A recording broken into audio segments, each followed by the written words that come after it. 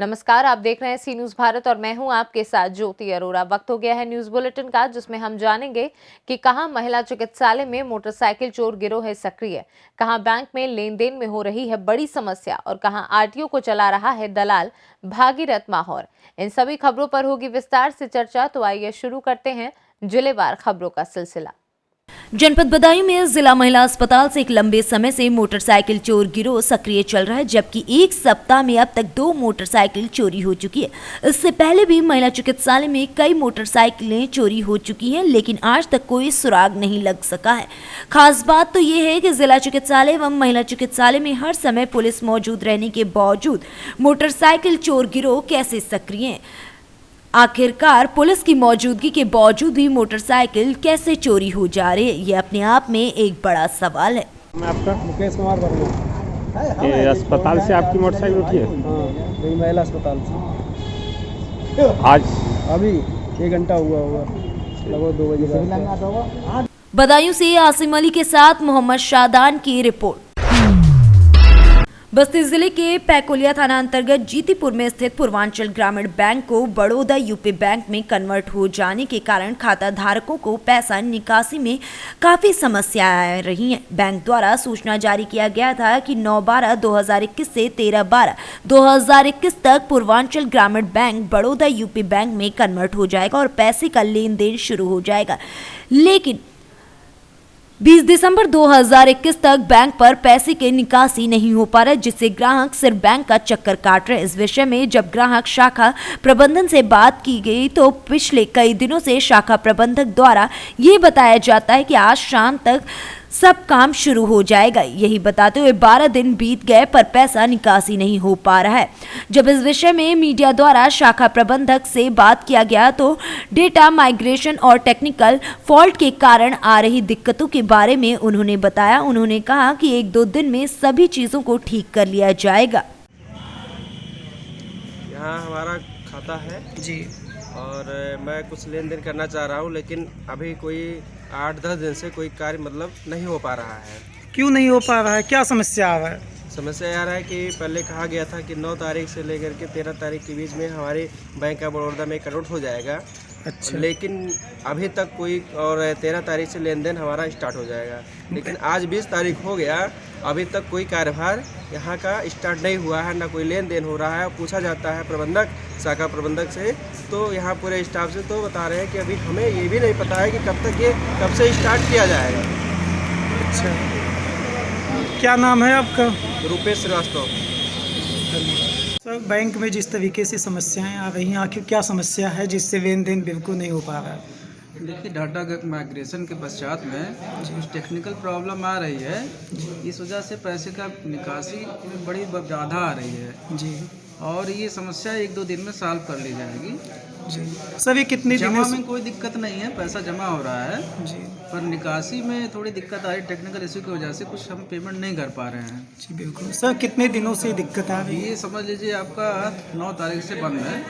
Data migration 9 से 13 पर official news था, जी लेकिन 13 से 20 तक अभी तक ये कुछ टेक्निकल फॉल्ट की वजह से हमारी ब्रांच नहीं चल पा रही है। जी कुछ ब्रांचें चल रही हैं जी। और ये उम्मीद है कि शीघ्र ही 1-2 दिन के अंदर ये भी ब्रांचें रन करने लगेंगी। सब आपके ब्रांच के सामने एक सूचना जारी किया गया है कि 9 तारीख से 13 तारीख तक ये दिक्कत है। 13 तारीख के बाद बैंक पुनः की बात सुचारू रूप से चलेगा। तो सर, आज तारीख 20 है, अभी तक ये दिक्कतें सॉल्व नहीं हुआ। देखिए, ये सॉफ्टवेयर प्रॉब्लम है, कभी कभी टेक्निकल एरर आ जाता है और सॉफ्टवेयर एरर को दूर करने में समय लग रहा है थोड़ा सा। जी जी। तो सॉफ्टवेयर चेंज में किसी भी चीज़ को एक प्लेटफॉर्म से दूसरे प्लेटफॉर्म में ले जाने में कभी कभी दिक्कत हो जाती है, तो उस एरर को दूर किया जा रहा है सर, हेड ऑफिस लेवल पे। जी जी। जैसे ही सॉल्व हो जाएगा तुरंत पेमेंट चालू हो जाएगा। सर, जैसे आज 20 तारीख है, कुछ ऊपर से आपको कोई सूचना है कि कब तक ये दूर हो जाएगा? ऊपर से तो आदेश सही आ रहा है कि आजकल लग रहा है। जी अभी बोला गया है कि बुधवार से हो सकता है स्टार्ट हो जाए, जी। बुधवार कल भी बताइए। शुरू हो सकता है, जी। लेकिन जब तक आएगा नहीं तब तक हम लोग कर नहीं पाएंगे पेमेंट। सर, आपका नाम क्या है? रंजीत वर्मा, सर, आप किस पद पे यहाँ शाखा बैंक? प्रबंधक, सर, आपके बैंक का क्या नाम है? Baroda UP bank, branch Jitipur. जी, धन्यवाद। बस्ती से सी न्यूज संवाददाता विजय कुमार दुबे की रिपोर्ट। ग्वालियर में आरटीओ को भागीरथ मौहर चला रहा है। जी हां, मुंह पर मास्क लगाए बैठा ये कोई और नहीं दलाल भागीरथ है। आरटीओ का कोई भी कार्य हो, इसके बगैर कोई कार्य नहीं होता है। आरटीओ का सर्वे सर्वा जब हमने दलाल भागीरथ मौहर से चर्चा की तो उन्होंने स्वयं स्वीकारा कि आरटीओ एसपीएस चौहान के द्वारा मैं यहाँ कार्य कर रहा हूँ। जो भी बात करना है मेरे बारे में तो एसपीएस चौहान से पता कर लीजिए कि कौन है भागीरथ। आखिर ऐसा क्या कारण है कि आरटीओ एसपीएस चौहान दलाल भागीरथ के बगैर पत्ता भी नहीं हिलाते। यही दलाल मोटी रकम लेकर शायद आरटीओ तक पहुंचाता है। जब आरटीओ प्रांगण में हमने दलाल की गाड़ी का कवरेज किया तो भागीरथ बौखला गया और वहां से भाग गया। ये बात शासन को सोचना चाहिए कि जब भागीरथ आरटीओ में किसी भी पद पर नहीं है तो फिर लग्जरी गाड़ी लेकर विभाग के अंदर क्या कर रहा है। क्या आरटीओ विभाग की मिली भगत है या फिर दलाल भागीरथ मौहर से आरटीओ डरते हैं। यही नहीं, आरटीओ के अधिकारी बाहर के प्राइवेट लोगों से काम करा रहे हैं, जबकि प्राइवेट लोगों से काम कराना अलाउ भी नहीं है।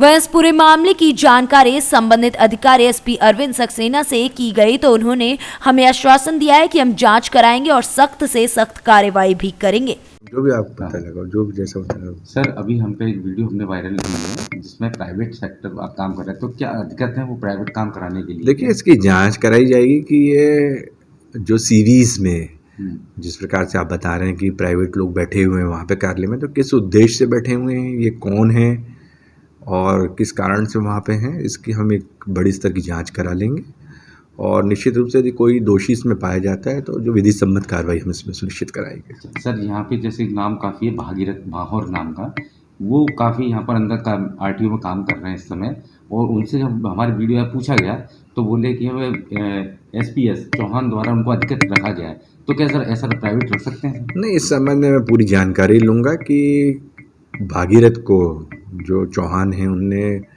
किस दृष्टिकोण से और किस कार्य के लिए वहाँ पर मतलब तैनात करके रखा है, या फिर वो अपने विलफुली वहाँ पे मतलब कार्यालय में देखे गए हैं, तो इसके हम जांच कराएंगे। ग्वालियर से सी न्यूज संवाददाता योगेश बिसारिया की रिपोर्ट। इलेक्ट्रॉनिक मीडिया क्लब के जिला अध्यक्ष का पत्रकारों ने जोर तोड़ से स्वागत किया। वहीं जिला अध्यक्ष ने सभी का अभिवादन किया। बीते दिनों जिला झांसी में इलेक्ट्रॉनिक मीडिया क्लब के गठन पर सभी सदस्यों के द्वारा जिला अध्यक्ष एसएस झा को जिला अध्यक्ष बनाया गया था। जिला अध्यक्ष बनाने के बाद कस्बा समथर में प्रथम नगर आगमन पर नगर के पत्रकारों ने समथर कस्बे में स्थित गांधी पार्क में जिला अध्यक्ष का माला पहनाकर स्वागत किया, जिसमें जिला अध्यक्ष ने सभी पत्रकारों का आभार व्यक्त करते हुए कहा कि इस क्लब का गठन फर्जी पत्रकारों को रोकने के लिए किया गया है। ये क्लब भविष्य में कभी भी पत्रकारों पर आने वाली समस्याओं पर मदद के लिए हमेशा खड़ा रहेगा। इस मौके पर कस्बे के समस्त वरिष्ठ एवं नवयुवा पत्रकार उपस्थित रहे। देखिए, हमारे तो पूरे ज़िले में सारे पत्रकार साथी हैं, सभी अध्यक्ष माने जाते हैं, लेकिन आपको बता दें कि इलेक्ट्रो मीडिया का अध्यक्ष और इलेक्ट टीम क्यों बनाई गई है। तमाम लोग ऐसे लोग भी हैं जो टीवी चैनल के पत्रकार हैं, जो पोर्टल भी चलाते हैं, डिजिटल में भी आता है, वो भी हमारे साथी हैं। तमाम लोग ऐसे लोग हैं जो बेवजह लोग अपने व्हाट्सअप चैटिंग करते थे, इधर लोगों को ब्लैकमेल करते थे। इसलिए यहाँ हमारा ग्रुप ने बैठक हुई, बैठक में हमको अध्यक्ष माना गया। लेकिन हमारा उद्देश्य ये है, पत्रकार जो कई सालों से पत्रकारिता कर रहा है, लेकिन उसका सम्मान अभी तक किसी ने नहीं किया। जो लोग नए नए लड़के जो आ रहे हैं सिर्फ व्हाट्सअप चलाते हैं, ना कोई पत्रकार हैं। इसलिए हम सभी लोगों ने बैठक में ये चर्चा हुई कि एक ना कहीं एक संगठन बनाया जाए, तभी झांसी इलेक्ट्रॉनिक मीडिया का ये संगठन बनाएगा, जिसमें सभी लोगों ने बहुत सराहना की है। लेकिन आपको बता दें कि हम लोगों ने सभी पत्रकार, चाहे प्रिंट का हो, चाहे डिजिटल का हो, चाहे इलेक्ट्रॉनिक मीडिया का हो, सभी पत्रकार एक हैं और पत्रकारों के साथ कोई बात होती है तो पत्रकार हमारा संगठन हमारे साथ उनके साथ खड़ा रहेगा। झांसी से सी न्यूज संवाददाता शुभम त्रिपाठी की रिपोर्ट। बूमरैंग एक ऐसा खेल है जिसमें अगर सही तरीके से इसे शरीर से दूर फेंका जाए तो वो एक सीमित दूरी तय कर फेंकने वाले व्यक्ति के पास वापस चला आता है। जैसा कि आपने बचपन में टीवी पर चलने वाला जंगल बुक मोंगली कार्टून में देखा होगा। पूर्व में आदिवासियों ने इसका उपयोग किया था शिकार करने के लिए, युद्ध करने व मनोरंजन के लिए प्रयोग करते थे। धीरे धीरे विलुप्त होती जा रहे इस हथियार को खेल वस्तु के रूप में पुनर्जीवित करने का प्रयास बूमरैंग एसोसिएशन कर रहा है, परंतु अब आधुनिक समय में इसे नया स्वरूप देकर खेल एवं मनोरंजन का संसाधन बना दिया गया है। ये बातें इंडो बूमरैंग एसोसिएशन के स्थापक अध्यक्ष विवेक ने सोनावली स्थित बेथल चिल्ड्रन स्कूल में आयोजित एक कार्यक्रम में बताया तथा कार्यक्रम के आयोजक डैनियल जोशुआ का आभार भी प्रकट किया। उन्होंने उपस्थित लोगों के सामने बूमरैंग का प्रदर्शन कर सबको चौंका दिया, क्योंकि लोगों के लिए ये किसी आश्चर्य से कम नहीं था कि अपने समान अंतर में फेंका गया कोई वस्तु पुनः वापस अपने पास कैसे चलाता है। ये देख वहां उपस्थित लोग ये मानने पर विवश हो गए कि इस धरा पर सब संभव है। विवेक ने उपस्थित आम जन से अपील किया कि इस विलुप्त होते खेल को पुनः जीवित रखने में अपना सहयोग दें। आज बूमरैंग के संस्थापक विवेक जी यहाँ आए। ये एक ऐसा हथियार था, हमारे 100 साल हजारों साल पहले आदिवासी इन्हें अपने रक्षा के लिए इस्तेमाल करते थे। आज बूमरैंग एक खेल के रूप में एक आकर्षण का केंद्र बना हुआ है। आप देखते होंगे कि हर चीज़ इलेक्ट्रॉनिक का युग हो गया।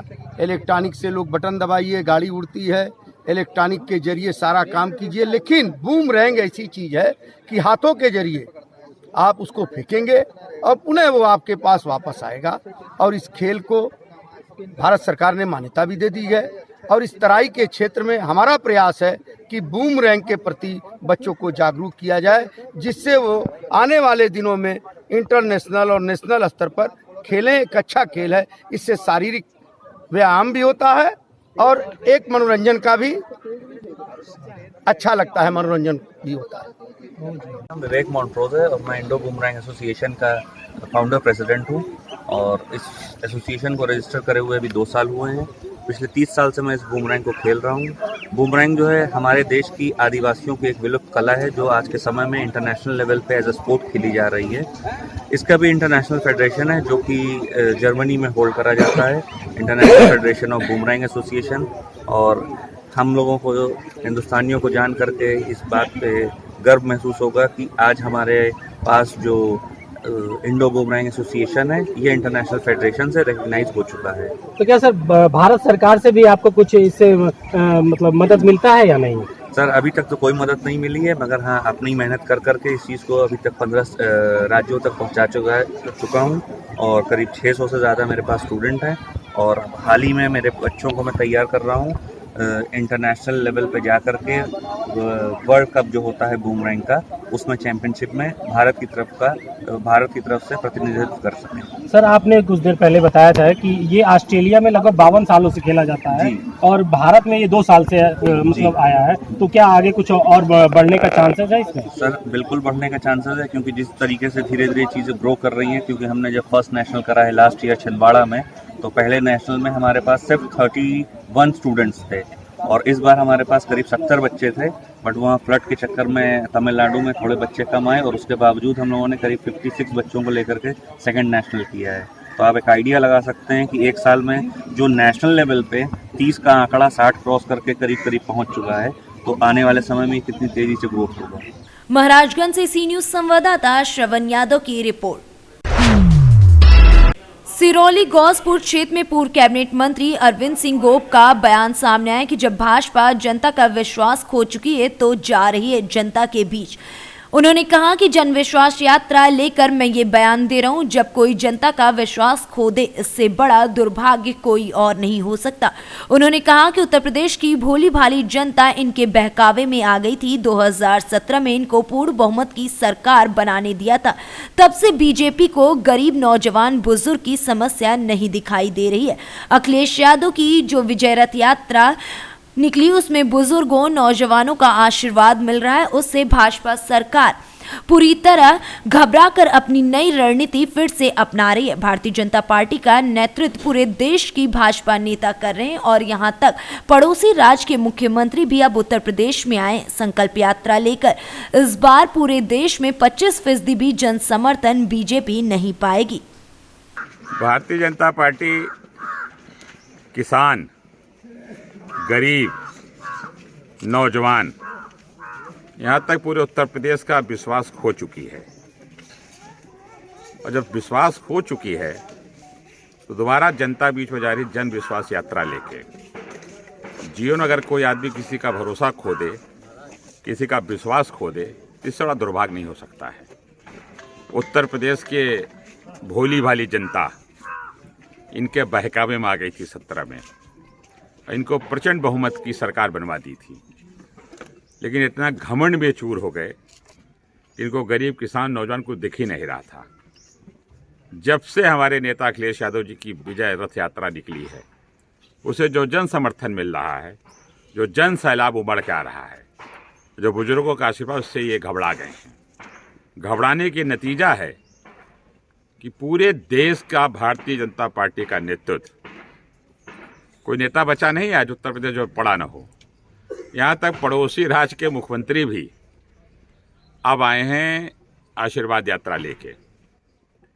ये जो हमारा विजय रथ चल रहा है, इसके मुकाबले भारतीय जनता पार्टी पूरे देश का नेतृत्व अगर 25% भी जन समर्थन पाए तो कहिएगा। अखिलेश यादव जी का विजय रथ चल चुका है। गरीब नौजवान का भरोसा अखिलेश जी के ऊपर है। 22 में अखिलेश जी सरकार बनेगी, अखिलेश जी मुख्यमंत्री बनेंगे। बाराबंकी से सी न्यूज संवाददाता विजय सिंह की रिपोर्ट। झांसी के थाना पुंछ क्षेत्र के नेशनल हाईवे 27 बाईपास पर एक अज्ञात वृद्ध महिला का शव मिलने से इलाके में सनसनी फैल गई। महिला का शव कपड़े में लिपटा हुआ है, जिसके बाद उसको लाइट वाली डोरी से बांधकर फेंका गया। महिला की उम्र लगभग 70 साल के आसपास बताई जा रही है। वहीं राहगीरों द्वारा पुंछ थाना पुलिस को सूचना दी गई। सूचना मिलते ही पुलिस हरकत में आई और मौके पर पहुंचकर शव को कब्जे में लेकर जांच शुरू कर दी है। वहीं सवाल ये उठ रहा है कि क्या महिला को किसी ने मारने के बाद बांधकर फेंका है। सूचना मिलते ही तहसील मोड़ के क्षेत्राधिकारी डॉक्टर प्रदीप कुमार भी घटनास्थल पर पहुंचे और घटना को गंभीरता से लेते हुए फॉरेंसिक व डॉग स्क्वाड की टीम को भी बुलाया है। सर, आज नेशनल हाईवे पे एक वृद्धा का जो शव मिला है, तो सर इसमें क्या अनुमान लगाया जा रहा है? देखिए, ये थाना पूंछ क्षेत्र के अंतर्गत फतेहपुर स्टेट की ओर जाने वाले ओवरब्रिज के बाईं साइड में जी एक अज्ञात शव प्राप्त हुआ है। महिला का शव है, उम्र तकरीबन 70 वर्ष की दिखाई दे रही है। जी और ये प्रतीत हो रहा है इसको यहाँ पर लाया गया है सबको कहीं से। जानकारी की जा रही है, आसपास जानकारी की जा रही है, पहचान हो जाए उसकी। पुलिस अपने फॉरेंसिक टीम को बुला चुकी है। घटनास्थल से साक्ष्य संकलन का कार्रवाई की जा रही है। डॉग स्क्वाड भी आ रहा है। जी जो भी साक्ष्य प्राप्त होंगे तथा इसको तत्काल पोस्टमार्टम के लिए भेजा जाएगा। इस प्रकार की भी परीक्षण रिपोर्ट आती है और इसकी पहचान के बाद में जो भी घटनाक्रम आता है सामने, उसी के आधार पर विधिक कार्रवाई की जाएगी। Okay, thank you. झांसी से सी न्यूज संवाददाता शुभम त्रिपाठी की रिपोर्ट।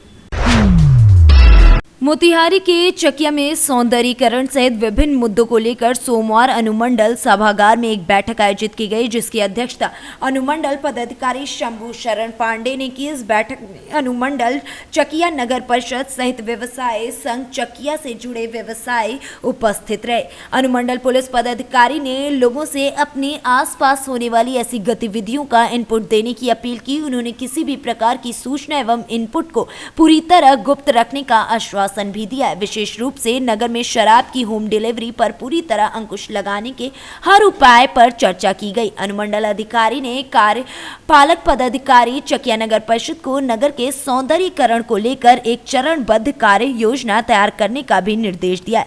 खासकर सुभाष चौक सहित रेलवे क्रॉसिंग के दोनों ओर लगने वाली फुटपाथी दुकानों, जगह जगह लगने वाले ई रिक्शा, कम उम्र के लड़कों द्वारा सड़कों पर धड़ल्ले से चलने वाले ट्रैक्टर सहित अन्य वाहनों पर कड़ी कार्रवाई की बात भी कही है।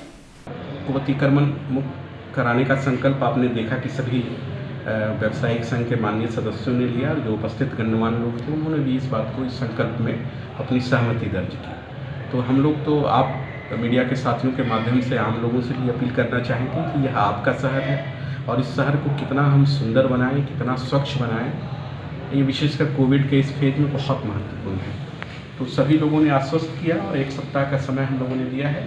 1 सप्ताह के बाद अगर कोई भी दुकान के बाहर अतिक्रमण पाया जाता है या अतिक्रमण की कोई भी है, तो उसको प्रशासन बहुत संजीदगी से देखेगा और सख्ती से निपटेगा। हम अपील करेंगे कि शहर को पूरी तरह से अतिक्रमण मुक्त करें और इसमें आप सभी लोग प्रशासन को अपना सहयोग दें। धन्यवाद। मोतिहारी से सी न्यूज संवाददाता नवेंदु कुमार की रिपोर्ट। मुरादाबाद के कटघर थाना क्षेत्र का वीडियो सोशल मीडिया पर तेजी से वायरल हो रहा है, जिसमें दिन दहाड़े दुकानदार को कुछ दबंग बेरहमी से पीटते हुए वीडियो में साफ नजर आ रहे हैं। सूत्रों की माने तो ये वीडियो कटघर थाना क्षेत्र के करूला का बताया जा रहा है। इस दुकानदार को बेरहमी से पीटने वाले युवक कौन है? अब देखने वाली बात यह है कि पुलिस द्वारा लोगों पर कोई कार्रवाई की जाएगी या नहीं। मुरादाबाद से सी न्यूज संवाददाता शरीफुद्दीन की रिपोर्ट। श्रावस्ती में सिरसिया थाने में तैनात हेड मुहर्रिर का घूस लेते वीडियो वायरल होने के चलते मामले का संज्ञान लेते हुए एसपी ने उन्हें पद से हटा दिया। बताया जा रहा है कि अभिलेख का नकल देने के लिए फरियादी से खर्च मांगते हुए ये साफ नजर आ रहे हैं। वहीं कर्मचारी पर कठोर कार्रवाई करने की बात भी कही गई है। श्रावस्ती से सी न्यूज संवाददाता निशा तिवारी की रिपोर्ट। इस बुलेटिन में फिलहाल के लिए इतना ही। देश और दुनिया की तमाम बड़ी खबरों के लिए आप देखते रहिए सी न्यूज़ भारत।